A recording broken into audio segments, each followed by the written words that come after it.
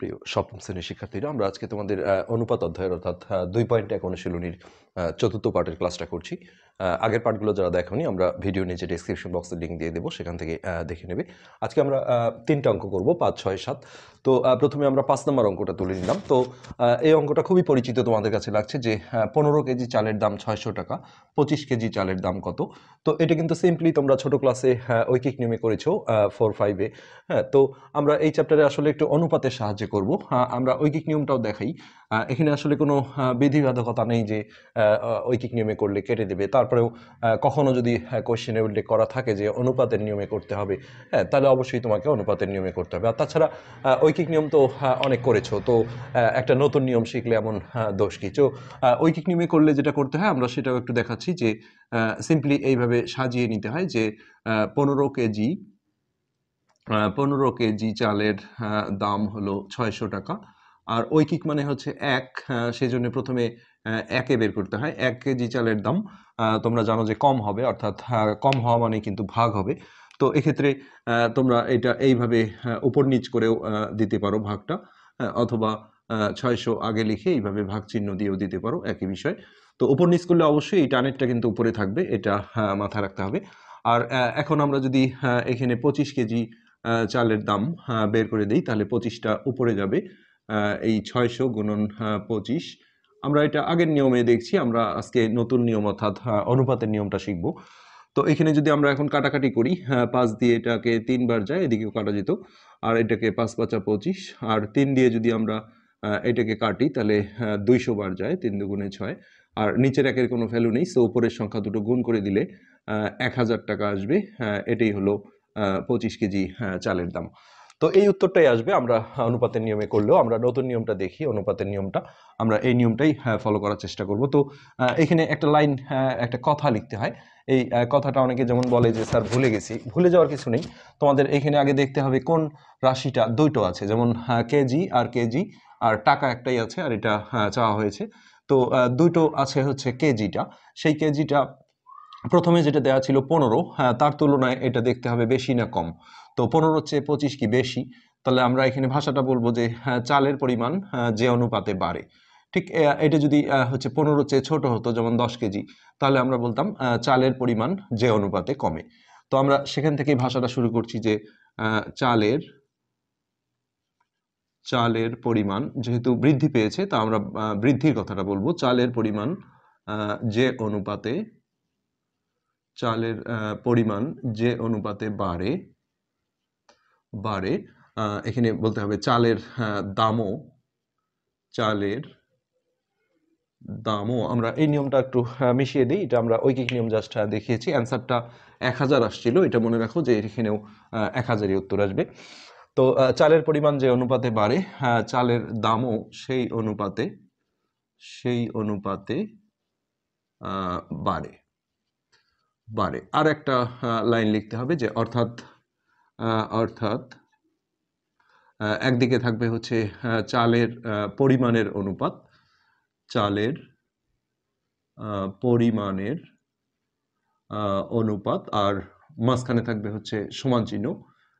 যে এটাও যে হারে বাড়ে ওটাও যদি সেই হারে বাড়ে, তাহলে এটা বলা যায় যে চালের পরিমাণের অনুপাত সমান সমান চালের চালের হচ্ছে দামের অনুপাত। আচ্ছা, এবার আমরা একটা দেখো সমীকরণ গঠন করব সুন্দর। তো এই সমীকরণটা এমন হবে যে যে জিনিসটা চাওয়া হয়েছে, অর্থাৎ যেমন 25 কেজি চালের দাম চাওয়া হয়েছে, যে জিনিসটা চাই এটাকে আমরা চতুর্থ রাশি হিসেবে রাখবো। তো আমরা পিছন থেকেই যদি সাজাই, তাহলে এখানে আমরা এটাকে বলবো হচ্ছে নির্ণেয় দাম, অথবা আমরা ক ধরে নিতে পারি।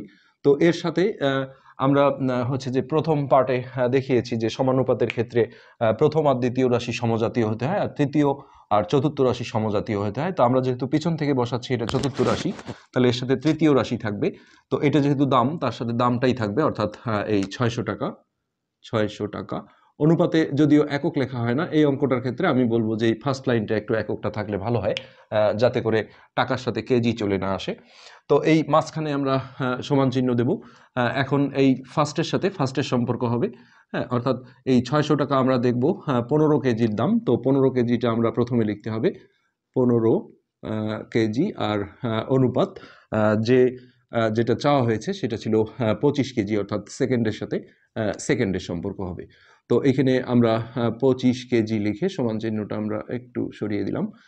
এই জিনিসটা গঠন করতে পারলেই আর কিন্তু কিছুই নেই।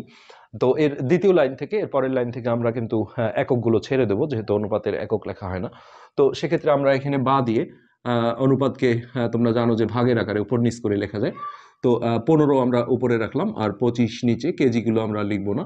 আর এই পাশে আমরা 600 উপরে রাখলাম আর এটা নিচে দিলাম, অর্থাৎ নির্ণেয় দাম। তো এরপরে আমরা হচ্ছে আড়াআড়ি গুণন, যেটা সমান ভগ্নাংশ থাকলে সমান চিহ্নের ক্ষেত্রে করতে হয়, এই কোণার সাথে এই কোণা আর এই কোণার সাথে এই কোণা। তো কোন কোণাটা আগে গুণ করব, তার উত্তর হলো যেটা অজ্ঞাত রাশি আছে যে কোণাটায়, সেটা আগে লিখলেই অবশ্যই ভালো হয়। তো সেক্ষেত্রে এখানে আমরা লিখবো হচ্ছে 15 গুণন নির্ণেয় দাম। আর এক কোণা গুণ হয়ে গেলেই সমান চিহ্ন দিতে হয়, অপর পাশে এই অপর কোণা গুণ করতে হয়। তো আমরা এখানে চালাকি করে গুণ না করে এইভাবে রেখে দেবো 25 গুণন 600। এখানে 600 গুণন 25 লিখলেও কোনো সমস্যা নেই, গুণনের সময় যে কোনো একটা আগে লেখা যায়। তবে আমরা এখানে গুণন করলে কিন্তু একটু লস করব, উত্তর হবে এটা সংখ্যাটা অনেক বড় হয়ে যাবে, তারপরে এটা নিয়ে এসে আবার ভাগ করতে হবে। আমরা যেটা অনুপাতের ক্ষেত্রে করব সেটা হলো ডান পাশটা আমরা এইভাবেই রাখবো, আর এই 15 এই পাশে গুণন আছে, ওই পারে গেলে ভাগ হবে। তো বাই করে এরকম নিচে বসায় দিলে এটাই কিন্তু ভাগ হয়, এবং সেক্ষেত্রে এইটা আমরা ঠিক রাখলাম 25 গুণন 600, আর এইটা 15কে আমরা নিচে বসিয়ে দিলাম। এতে যেটা হবে, আমরা এটা কাটাকাটি করতে পারবো, তাহলে আমরা অ্যান্সারটা কিন্তু তাড়াতাড়ি পেয়ে যাব। তো আমরা ইচ্ছে করলে এটাও 5 দিয়ে কাটতে পারি, এটা আমরা 15 দিয়ে ডাইরেক্ট কাটবো, এটা একবার গেল। আর এটা 4 15 60 শূন্য, নিচের একের কোনো ভ্যালু নেই। সো এটা আমরা যদি গুণ করি তাহলে 25 আর 40 গুণ করলে হবে 1000 টাকা, যেটা আমরা মিশিয়ে দিলাম ঐকিক নিয়মে। তোমরা দেখেছো যে ওই নিয়মে আসলে 1000 টাকাই উত্তর আসছিল। তো এইখানে আমরা এখন বলে দেব যে 25 কেজি চালের দাম সমান 1000 টাকা। তো এটাই কিন্তু সিম্পলি আমাদের এই অঙ্কের উত্তর। তো নেক্সট আমরা হচ্ছে 6 নম্বর অঙ্কটা বোর্ডে তুলে নেব। এটা ছিল আমাদের 6 নম্বর অঙ্ক। এটা আমরা আগের মতোই আসলে ঐকিক নিয়মে করতে পারি। যে একটি গার্মেন্টস ফ্যাক্টরিতে দৈনিক 550টি শার্ট তৈরি হয়, অর্থাৎ একদিনে এতটি তৈরি হয়। এখন বলা হয়েছে ওই ফ্যাক্টরিতে একই হারে 1 সপ্তাহে কতটি শার্ট তৈরি হবে। সবার আগে যেটা করতে হবে, 1 সপ্তাহ মানে যে 7 দিন, সেটা আগে লিখে নিতে হবে। আমরা আসলে ঐকিক নিয়মে করছি না, আমরা অনুপাতের নিয়মেই করছি। তো আমরা প্রথমেই লিখবো যে আমরা জানি 1 সপ্তাহ সমান 7 দিন। আচ্ছা, তারপরেই যেটা অনুপাতের ক্ষেত্রে একটা লাইন সাজাতে হয়, লিখতে হয়, সেটা আমরা এখন খুঁজে বের করব। যে কোন রাশিটা আসলে দুটো আছে, যেমন দৈনিক মানে হচ্ছে দিন, এখানে একটা দিন আছে, আর 1 সপ্তাহ মানেও 7 দিন, কিন্তু টি কিন্তু একটাই আছে 550টি, আর এটা চাওয়া হয়েছে। তো যে জিনিসটা দুইটা আছে আমরা সেটা দেখব যে এখানে ছিল 1 আর এখানে 7, তো এটার তুলনায় এটা বৃদ্ধি পেয়েছে। তাহলে আমরা এখানে যে ভাষাটা বলবো যে দিন সংখ্যা দিন সংখ্যা যে অনুপাতে দিন সংখ্যা যে অনুপাতে বাড়ে ষাটের সংখ্যাও সেই অনুপাতে বাড়ে। যতই দিন যাবে ষাটের হচ্ছে যে উৎপাদনও ততই কিন্তু বাড়বে। ষাটের সংখ্যা সেই অনুপাতে, এই লাইনটা একটু লিখতে হয়, সেই অনুপাতে বাড়ে। আর একটা লাইন আমরা লিখব যে অর্থাৎ দিন সংখ্যার অনুপাত সমান সমান ষাটের সংখ্যার অনুপাত। দিন সংখ্যার অনুপাত আর মাঝে আমরা একটা সমান চিহ্ন দিয়ে সরাসরি বলে দেব যে ষাটের সংখ্যার অনুপাত। ষাটের সংখ্যার অনুপাত। তো আগের অঙ্কটা আমরা দেখলাম যে এই অঙ্কগুলোতে আমরা হচ্ছে যে পিছন থেকে সাজিয়েছিলাম, অর্থাৎ চতুর্থ রাশিটা যে জিনিসটা চায় সেটা আসলে চতুর্থ রাশি হয়। তো এটা হচ্ছে আমাদের নির্ণেয় ষাট সংখ্যা, যদি আমরা বলি এটা চতুর্থ রাশি, নির্ণেয় ষাট সংখ্যা। তো এই ষাটের সংখ্যার সাথে ষাটের সংখ্যাই থাকবে, অর্থাৎ 550টি দেওয়া ছিল ষাটের সংখ্যা, আর মাঝখানে সমান চিহ্ন দিয়ে আমাদের এই প্রথমটার সাথে প্রথমটার সম্পর্ক রাখতে হবে। এটা যেহেতু দৈনিক বলা ছিল, অর্থাৎ এটা একদিন, তার সাথে অনুপাত হবে হচ্ছে 7 দিনের যেটা চাওয়া হয়েছিল যে 7 দিনে কতটা সার তৈরি হবে, অর্থাৎ এটা দ্বিতীয়র সাথে দ্বিতীয় সম্পর্ক। এরপরে আমরা এই পুরো বিষয়টাকে একক ছাড়া উপর নিচ করে ভাগের আকারে নেব 1/7, আর এই পাশে আমরা দেব হচ্ছে 550 নির্ণেয় নির্ণেয় 60 সংখ্যা। এখন আমরা আড়াআড়ি গুণন অর্থাৎ বজ্র গুণন করে নেব। তো যে কোণাটা অজ্ঞাত সেই কোণাটা আমরা এই পাশে রাখবো, অর্থাৎ এটা গুণ করলে আমরা যেটা বলতে পারি যে 1 গুণন নির্ণেয় 1 গুণন নির্ণেয় 60 সংখ্যা। এটা হলো এক পারের গুণন, আর সমান চিহ্ন দিয়ে এই পারে আমরা গুণন না করে এইভাবে লিখে রাখবো যে 550 গুণন 7। নেক্সট আসলে এখানে 1 আছে, 1-এর কোনো ভ্যালুই নেই। এটা আসলে নিচে নিয়ে যাওয়া না যাওয়া সমান কথা, তারপরে আমরা নিয়ে যাচ্ছি যে বা নির্ণেয় নির্ণেয় 60 সংখ্যা 550 গুণন 7, আর ওই ডান পাশে যেটা বাম পাশে যেটা 1 গুণন ছিল এটা এসে নিচে ভাগ হয়ে গেল, যদিও আমরা যেটা বলেছি যে 1-এর কোনো ভ্যালুই থাকে না নিচে। হ্যাঁ, তারপরে আমরা নিলাম। এখন নিচের একটা না লিখে জাস্ট উপরের এই সংখ্যা দুটো যদি আমরা গুণ করে দিই তাহলেই আমরা উত্তর পেয়ে যাব। 7 দিয়ে আমরা গুণ করছি, 7 শূন্য শূন্য, 5 7 35-এর 5 হাতে 3, 5 7 35, 36 37 38, অর্থাৎ 3850টি। এটি আমাদের হচ্ছে এই 6 নম্বর অঙ্কের অ্যান্সার। এরপরে আমরা 7 নম্বর অঙ্কে যাব। তো এবার আমরা সিম্পলি 7 নম্বর অঙ্কটা নিলাম। এইখান থেকে শুরু হলো মেইন অনুপাতের অঙ্ক। কবির সাহেবের 3 পুত্রের বয়স যথাক্রমে, এটা প্রথম পুত্রের বয়স 5 বছর, এটা দ্বিতীয় পুত্র 7 বছর, আর তৃতীয় পুত্র 9 বছর। আর তিনি অর্থাৎ এই কবির সাহেব এই 4200 টাকা তাদেরকে বয়সের অনুপাতে ভাগ করে দিলেন। এখন কোন পুত্র কত টাকা পেল? তো এই ধরনের অঙ্কগুলো প্রথমে আসলে যেহেতু বয়সের অনুপাতে ভাগ করে দিয়েছে, তো এই বয়সের একটা অনুপাত তৈরি করে নিতে হবে। হ্যাঁ, তো সেটা আমরা করতে গেলে যেটা বলবো যে 3 পুত্রের বয়সের অনুপাত, 3 পুত্রের বয়সের বয়সের অনুপাত। তো জাস্ট ওই সিরিয়ালে আমরা জিনিসটাকে অনুপাতে নিয়ে নেব, অর্থাৎ অনুপাতে যেহেতু একক হয় না আমরা বছরটা লিখব না, 5:7:9। তো সেক্ষেত্রে অনুপাতের অঙ্কে আমরা যেটা বলবো যে যখন তোমরা দেখবে যে মোট কোনো জিনিস দেয়া থাকে, এই জিনিসটা ভাগ করে দেওয়া হয়, হ্যাঁ, তখন এই অনুপাতের রাশিগুলো যোগ করে নিতে হয়, যেটা সমানুপাতিক ভাগ বলা হয়। আমরা পার্ট 1-এ এগুলো বিষয়ে আলোচনা করেছি। তো সেক্ষেত্রে এখানে আমরা লিখবো যে অতএব অনুপাতের রাশিগুলোর যোগফল। অনেকে যেমন লেখে যে অনুপাতের যোগফল, এটা অনেক ছাড়ি ভুল ধরে। অনুপাতের রাশি কথাটা বলতে হয় যে অনুপাতের রাশিগুলোর রাশিগুলোর যোগফল।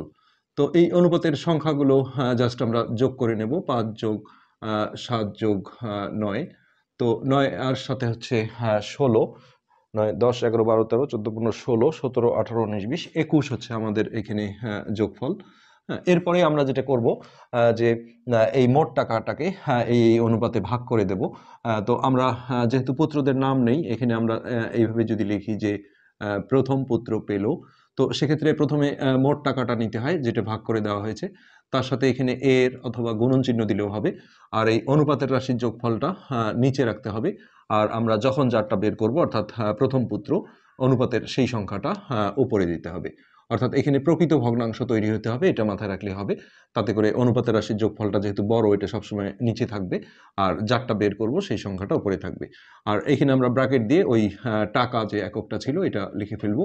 আর এটা আমরা উপর আর নিচ হিসেবে কাটাকাটি করব। 21 দিয়ে আমরা যদি ডাইরেক্ট ভাগ করি এটাকে, তো 21 দুগুণে 42, আর তার সাথে 2টা শূন্য, আর নিচের একের কোনো দাম থাকে না, সো উপরের এই সংখ্যা দুটো গুণ করলে 5 শূন্য শূন্য 5 শূন্য শূন্য 5 দুগুণে 10, অর্থাৎ 1000 টাকা।